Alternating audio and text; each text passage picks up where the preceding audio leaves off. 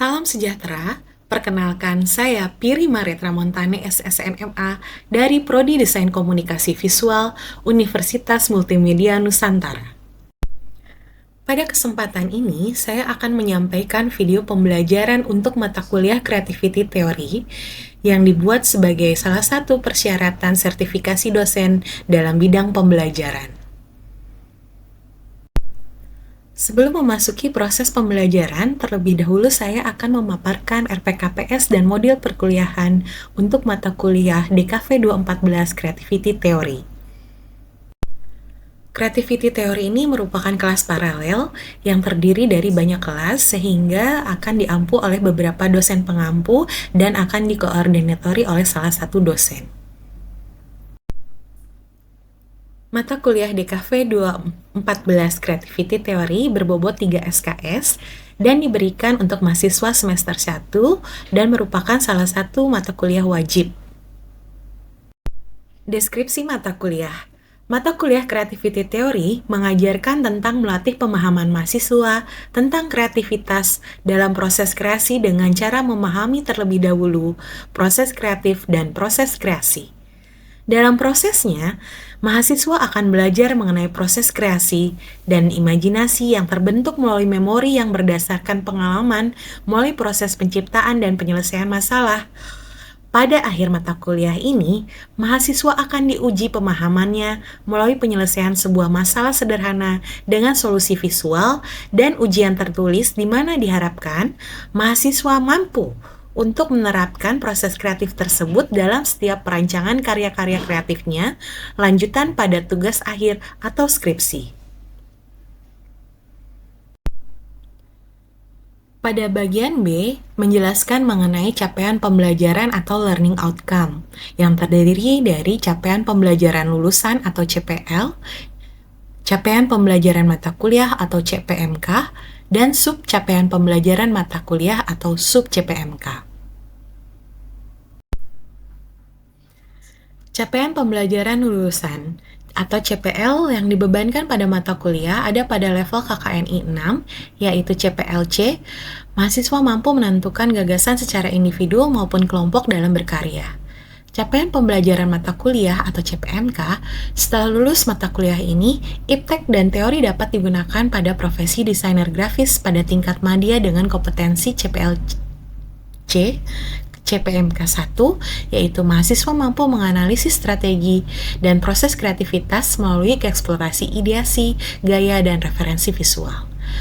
Sub capaian pembelajaran mata kuliah atau sub CPMK ada pada CPLC, yaitu sub CPMK 1, mahasiswa mampu menjelaskan daya kreatif manusia, proses kreatif, dan hambatan kreatif. Sub CPMK 2, mahasiswa mampu menerjemahkan ide kreatif dalam bentuk peta pemikiran dan strategi visual. Sub CPMK 3, mahasiswa mampu menganalisis proses kreatif melalui pendekatan rasional, logis, dan metodis. Berikutnya, pada bagian C merupakan analisis pembelajaran, diagram terlampir, dan pada bagian D membahas mengenai bahan kajian, materi pembelajaran, ataupun juga topik yang akan disampaikan dalam satu semester. Dimulai dari Human and Creativity, Ruang Lingkup Kreativitas, How Brains Work bagian 1, Kreativitas dan Integrasi, How Brains Work bagian 2, Critical Thinking dan Six Thinking Hats, kemudian Creative Process Graham Wallace, bagian 1, tahap preparation dan incubation, creative process bagian 2, tahap illumination dan evaluation, creative process bagian ketiga, yaitu tahap verification. Berlanjut pada studi kasus, desainer, ataupun tokoh artis. Masih dalam studi kasus berikutnya, yaitu membahas mengenai insight dan gaya visual, kemudian masuk ke dalam big idea dan mind map bagian 1, big idea dan mind map bagian 2, mood board dan stylescape, creative process bagian 4, presentation, dan creative process bagian kelima, presentation. Dalam proses ini, mahasiswa akan diajarkan untuk mengenal dulu teorinya, dan juga kemudian akan mempraktekkan dengan melakukan studi kasus, ya, misalkan pada tokoh desainer ataupun artis yang dipilih untuk dianalisis. Begitu juga setelah di UTS, mahasiswa selain akan mempelajari teori juga akan mempraktekkan untuk melakukan proses kreasi tersebut, sehingga bisa mengimplementasikan dari teori-teori yang sudah dipelajari secara real. Pada bagian E RPKPS, membahas mengenai evaluasi yang direncanakan. Di sini kita akan melihat nilai akhir akan ditentukan dari beberapa komponen penilaian. Di antaranya adalah UTS atau ujian tengah semester yang berbobot 25%, kemudian ujian akhir semester atau UAS yang berbobot 35%, dan juga yang terakhir aktivitas. Di dalamnya ada tugas, kuis, ataupun diskusi dan juga presentasi yang berbobot 40%. Pada bagian E, evaluasi yang direncanakan, juga terdapat tabel distribusi asesmen capaian pembelajaran, CPLC, CPMK1, dan di situ juga terdapat sub CPMK1, yaitu mahasiswa mampu menjelaskan daya kreatif manusia, proses kreatif, dan hambatan kreatif yang akan terdapat pada tugas pertama, tugas kedua, dan juga UTS. Berikutnya, sub CPMK2, mahasiswa mampu menerjemahkan ide kreatif dalam bentuk peta pemikiran dan strategi visual, akan terdapat pada tugas kedua dan tugas ketiga, UTS, serta UAS. Kemudian sub CPMK 3, mahasiswa mampu menganalisis proses kreatif melalui pendekatan rasional, logis, dan metodis ada pada tugas ketiga dan juga UAS. Masing-masing bobot sudah terbagi pada persentase seperti yang tertulis pada RPKPS. Pada bagian F RPKPS akan membahas mengenai bahan, sumber informasi, dan juga referensi yang digunakan dalam perkuliahan Creativity Theory. Akan terbagi referensi utama dan juga referensi pendukung. Untuk referensi utama diambil dari Adler 2007, dari bukunya yang berjudul The Art of Creative Thinking, kemudian dari Lubert 2018, dari bukunya yang berjudul The Creative Process Perspective from Multiple Domains, kemudian yang ketiga dari Mayer 2018, ya dari bukunya yang berjudul Workflow: A Practical Guide to the Creative Process. Berikutnya yang keempat dari Graham Wallace 2014, dari bukunya yang berjudul The Art of Thought. Kemudian yang kelima dari Young 2003, dari bukunya yang berjudul A Technique for Producing Ideas. Berikutnya merupakan referensi pendukung yang diambil dari Dawson tahun 2020 dari bukunya yang berjudul Critical Thinking and Analytical Mind, kemudian dari Primadi Tabrani 2017 Kreativitas dan Humanitas, kemudian dari De Bono Six Thinking Hats, dan juga dari Josephson tahun 2020 Handbook of Visual Communication. Pada bagian G RPKPS akan membahas mengenai rencana kegiatan pembelajaran mingguan. Di dalam pembahasan tersebut terdapat tabel yang menggambarkan minggu pertemuan dimulai dari pertemuan pertama hingga ke-14 dan juga disertai minggu UTS dan juga UAS.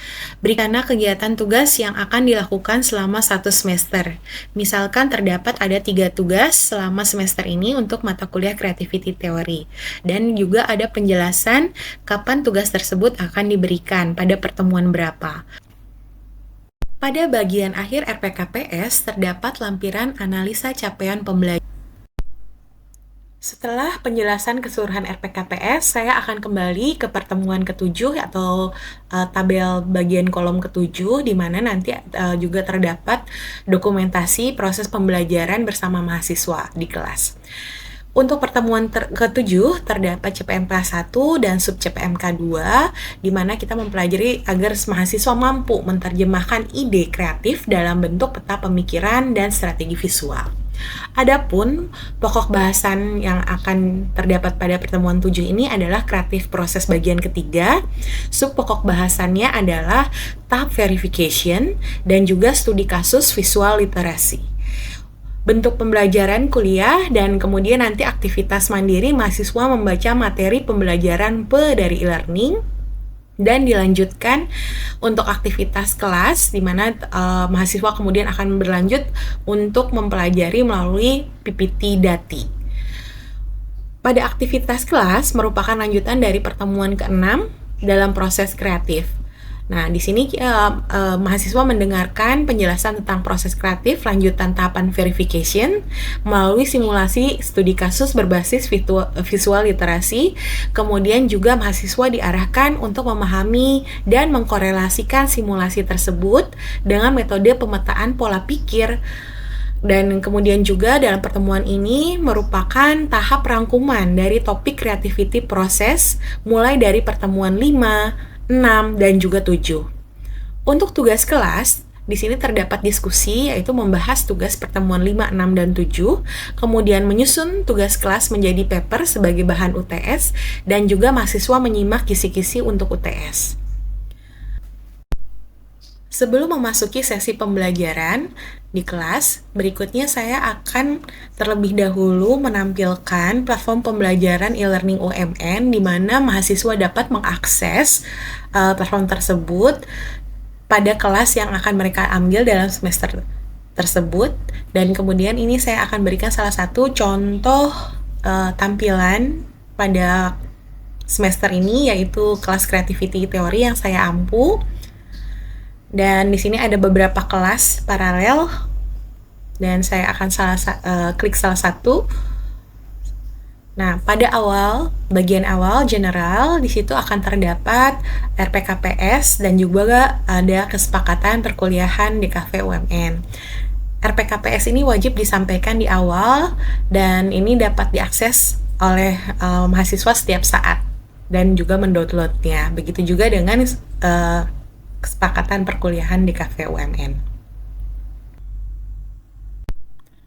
Adapun buku yang kita gunakan sebagai rujukan pada pertemuan ke-7 ini, kita ambil dari buku John Adair, yaitu The Art of Creative Thinking, dan juga kita gunakan buku dari Todd Lubert yang berjudul The Creative Process.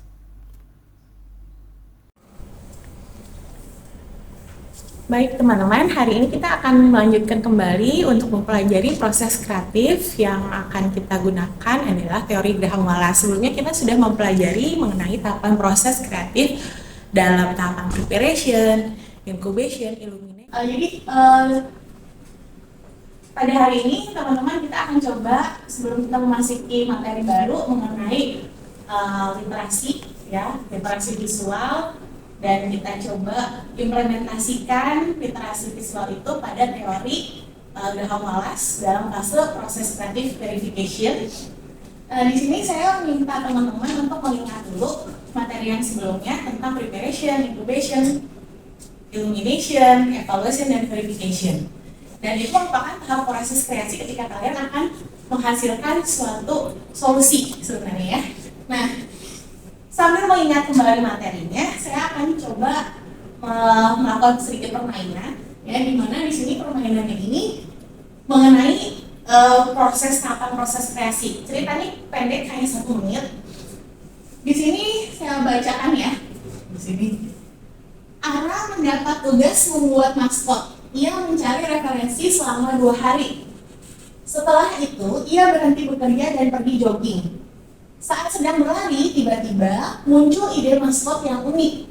Kemudian ia memilih desain terbaik dari ide unik itu. Selanjutnya, Ara membuat versi final dari desain maskot tersebut. Nah, itu adalah cerita pendek yang menggambarkan proses kreatif si Ara.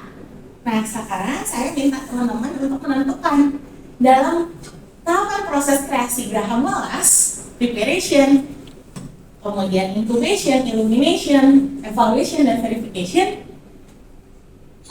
si tahapan ini semua ada dalam cerita tersebut. Nah, sekarang menurut teman-teman yang fase preparation yang mana? Ya, fake. Yang pertama, apa itu fake? Dia ngapain? Yang dia dapat tugas buat maskot terus nyari referensi selama 2 hari. Referensi. Ya, jadi preparation mempersiapkan gitu ya, memahami tugasnya, mempersiapkan tugasnya. Terima kasih, Ate, jawabannya benar. Yang sekarang fase setelah preparation ada apa? Incubation. Apa dalam cerita tersebut yang menggambarkan fase incubation? Ya? Nomor dua, Afra. Dari Afra, sekarang Afra. Ya, Afra. Nomor dua, ngapain emang kalau incubation tuh, Afra? Dia kan udah ini nih apa sih, udah ada preparation, udah ada referensi di kepalanya, terus jadi kayak dia proses pasti kayak mikirin lah kan referensi yang udah dicari, kayak maskernya kayak gimana nih. Dan itu tuh kayak sambil mungkin kalau untuk si Ara ini dia harus sambil olahraga sambil lari gitu, atau kayak kayak ya harus kayak ngelihat sekitar gitu, kayak sambil refreshing tapi juga kayak menginkubasi ide yang ada di kepala dia itu. Iya, betul ya. Jadi betul sekali ya, Kak. Jadi dalam fase itu mengistirahatkan otak, tapi sebenarnya otak tuh nggak berhenti bekerja ya. Jadi yang alam bawah sadarnya, karena relax tadi, alam bawah sadarnya cepat memanggil gagasan ide sampai akhirnya fase illumination. Yang mana nih? Darren, boleh dijelaskan? Mungkin kalau illumination di nomor 3 kali ya. Dia sedang lari itu tiba-tiba muncul ide unik gitu. Seperti Nah, ide yang unik, jadi fase aha ya. Nah, ide itu sebenarnya datang tiba-tiba nggak sih, Darren? iya, karena kan sebenarnya tiba-tiba itu juga orang kan berpikir tiba-tiba, kepikiran sesuatu dari fase preparation. Tapi melewati fase sebelumnya, karena ada preparation dulu, ya ada incubation, baru akhirnya muncul aha. Baik, terima kasih jawabannya, Darren. Nah, kemudian untuk fase evaluation ini, ya, mana dalam kalimat cerita tadi? Yang menunjuk nomor 4, Will. Oke, terima kasih, Will. Jadi ngapain, Will? Setelah dia dapat ide nih kan, pasti ide itu bukan hari itu doang, mulai mengevaluasi kayak, desainnya ini bagus nih buat tugas yang diberikan maksud tadi. Jadi dia mulai mengevaluasikan desain tersebut dalam konsep yang akan dia buat. Iya, betul sekali ya. Jadi ide itu ada banyak kemungkinan akhirnya ya. Nah, itu adalah kemampuan kamu untuk berpikir different game. Kamu muncul banyak ide banget nih. Nah, di situ fase aha diikuti dengan lahirnya banyak gagasan-gagasan. Jadi akhirnya jadi fase evaluation tadi, gitu ya. Dan menentukan yang bisa dilakukan seperti apa, ya. Nah, selanjutnya fase verification, teman-teman. Mana dalam cerita tersebut, kalimat cerita tersebut yang menunjukkan fase verification? Mungkin Destina. Silakan, Destina. Atau belum? Iya, mantap, penjelasan yang rinci ya. Nah, berarti teman-teman sejauh ini paham ya alurnya dalam tahapan proses kreatif gerakan malas, mulai dari preparation, incubation, illumination, evaluation, dan verification, semua dapat dipahami dan baik. Nah, tapi bagaimana selanjutnya dalam fase verification ini supaya kamu mampu menilai, supaya kamu bisa menciptakan, supaya kamu bisa memahami suatu karya secara visual itu dianggap estetis dan cukup berhasil untuk dijadikan solusi desain. Ya, caranya teman-teman bisa memahaminya lewat literasi desain, berlatih kemampuan literasi desain, ya, literasi visual dalam desain.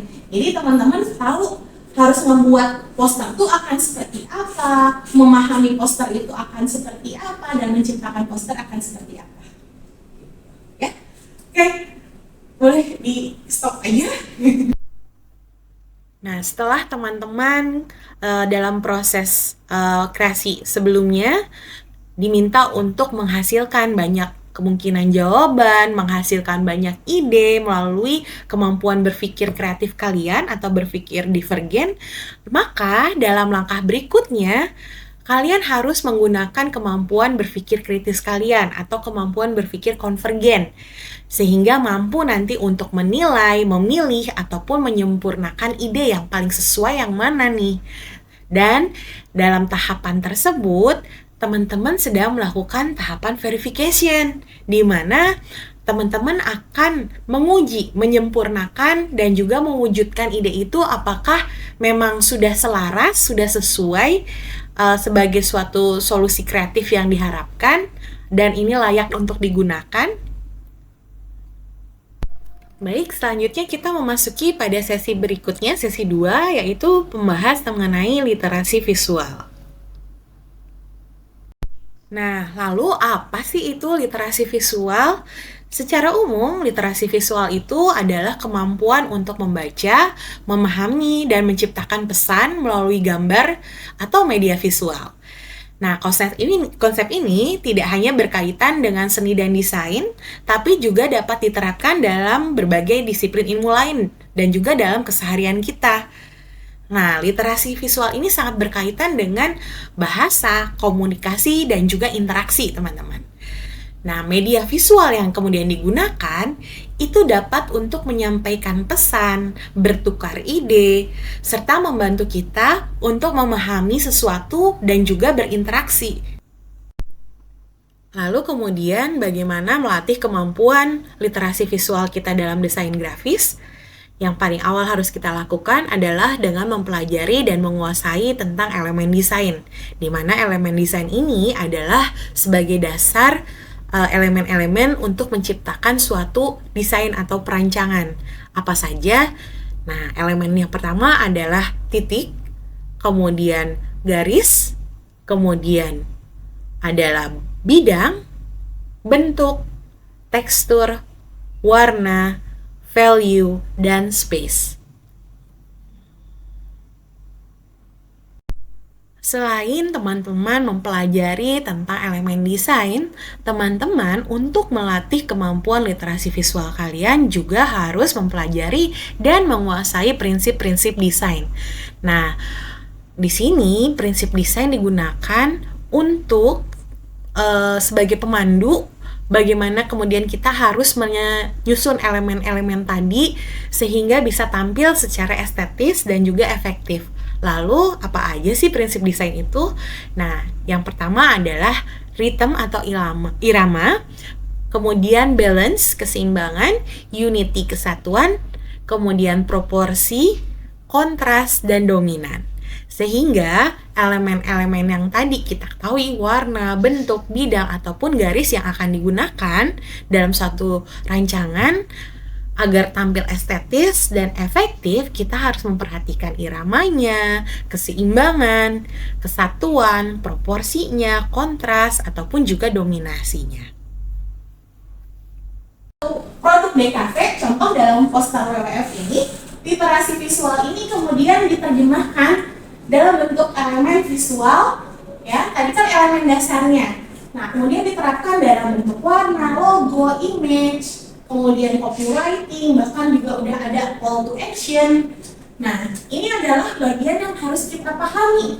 Secara visual elemen-elemen itu hadir, kira-kira akan menghasilkan makna apa, gitu ya, dalam tampilan visual ini. Gitu. Kalian paham? Poster ini akhirnya dimaknai sebagai apa? Call to action-nya ada kata save the wild animals. Ada copywriting-nya. Kira-kira ngomongin apa poster ini? Kalian maknai sebagai apa?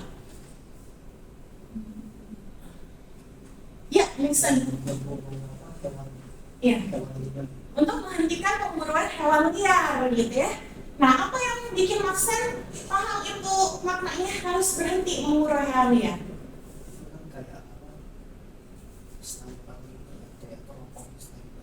Ya, ada garis visual, betul, elemen garis ini, sniper, ada lingkaran hitamnya, oke, itu makna visual. Ada lagi?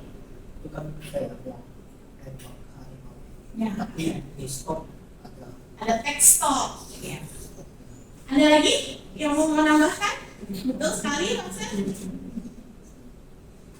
Terus pesan ini disampaikan oleh siapa? Siapa yang ngobrol ini? Siapa yang menghimbau?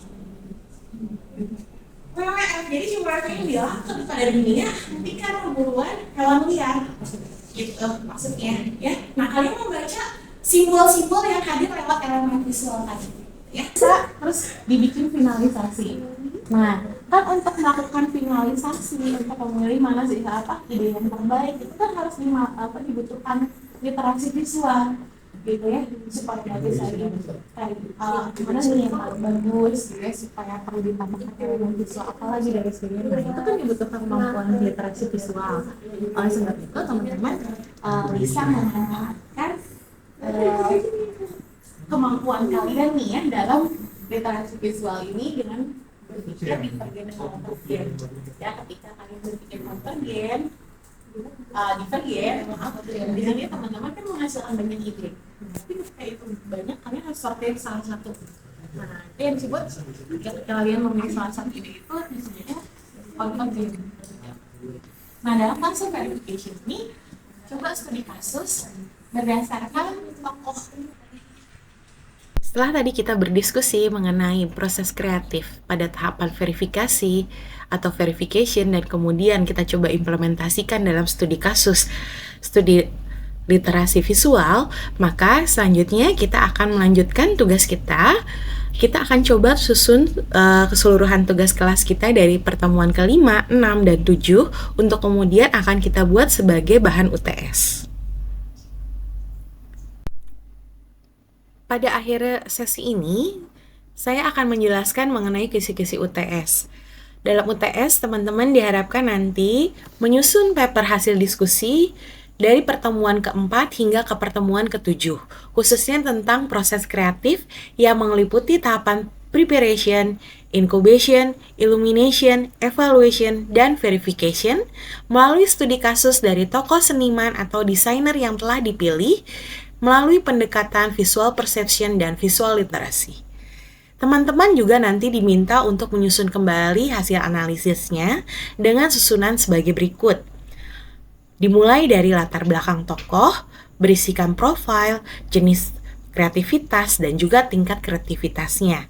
Berlanjut pada proses berkarya tokoh, terdapat penjelasan proses kreatif, hambatan kreativitas, dan output kreativitas. Dan pada bagian analisis dilanjutkan juga di sini teman-teman diminta untuk memilih salah satu karya dari seniman ataupun desainernya dan kemudian dianalisis berdasarkan persepsi visual dan juga literasi visual. Di akhir paper, teman-teman diminta untuk membuat suatu kesimpulan yang meliputi aspek kekuatan, kelemahan, serta solusi kreativitas subjek yang dianggap menginspirasi. Teman-teman, untuk menuliskan paper ini, diharapkan teman-teman menyesuaikan pada template yang sudah tersedia di e-learning dan kalian dapat mendownloadnya. Dalam penulisan paper, diharapkan mengikuti kaidah sebagai berikut. Analisis objektif dan lengkap sesuai dengan indikator soal yang diminta, kemudian penulisan menggunakan prinsip penulisan ilmiah, informatif, dan komunikatif. Prinsip teknik penulisan, menggunakan cover sesuai dengan peraturan EMN, kemudian juga paper dilengkapi dengan gambar ataupun juga foto sesuai dengan konteks pembahasan, dan sumber buku, jurnal, ataupun web wajib ditulis di halaman daftar pustaka. Huruf yang digunakan adalah Times New Roman, format kertas A4, status setengah spasi, dan margin normal. Pengumpulan file dalam bentuk PDF melalui e-learning pada hari dan jam yang sudah ditentukan. Untuk jumlah halaman, diharapkan teman-teman dapat menuliskan paper minimal 10 hingga 15 halaman. Adapun dalam penulisan paper nanti, rubrik penilaian yang digunakan adalah sebagai berikut.